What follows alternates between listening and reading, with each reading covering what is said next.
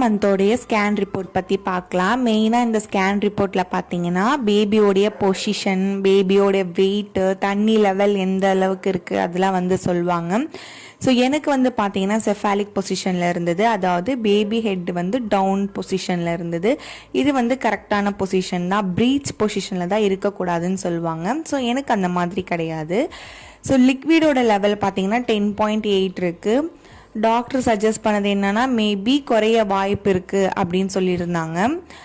பேபியோட வெயிட் பார்த்தீங்கன்னா 1 kilo 700 gram. இது வந்து அக்யூரேட்டான வெயிட்டா அப்படின்னா கிடையாது. ஸோ இது வந்து மேபி அப்ராக்சிமேட்டாக தான் வெயிட்டாக இருக்கும், ஏன்னா தண்ணியோட லெவலும் சேர்த்து தான் சொல்லுவாங்க. ஸோ எனக்கு வந்து இந்த ஸ்கேனில் பார்த்தீங்கன்னா என்னுடைய டெலிவரி டேட் வந்து இதுக்கு முன்னாடி 10 ஜூலை கொடுத்துருந்தாங்க. ஆனால் இப்போ பார்த்தீங்கன்னா 8 ஜூலைன்னே கொடுத்துருக்காங்க. ஸோ இதுக்கு முன்னாடியுமே, அதாவது 8ஆம் தேதிக்கு முன்னாடியுமே டெலிவரியாக வாய்ப்பு இருக்குன்னு வேற சொன்னாங்க. பேபியோட கண்டிஷன், அதாவது வெயிட்டை பொறுத்து தான் அப்படின்னு சொன்னாங்க. ஸோ எனக்கு ரிப்போர்ட்ஸ் எல்லாமே நார்மலாக தான் இருந்தது. தண்ணி லெவல் மட்டும் கம்மியாக வாய்ப்பு இருக்குது அப்படின்னு சொல்லிட்டு டேப்லெட் மட்டும் கொஞ்சம் சேஞ்சஸ் பண்ணி கொடுத்துருக்காங்க. அதாவது சேஷ மாதிரி கொடுத்துருக்காங்க, டெய்லி வந்து தண்ணியில் மிக்ஸ் பண்ணி குடிக்கிற மாதிரி. மற்றபடி பெருசாக எந்த ப்ராப்ளமும் இல்லைன்னு சொல்லிட்டாங்க.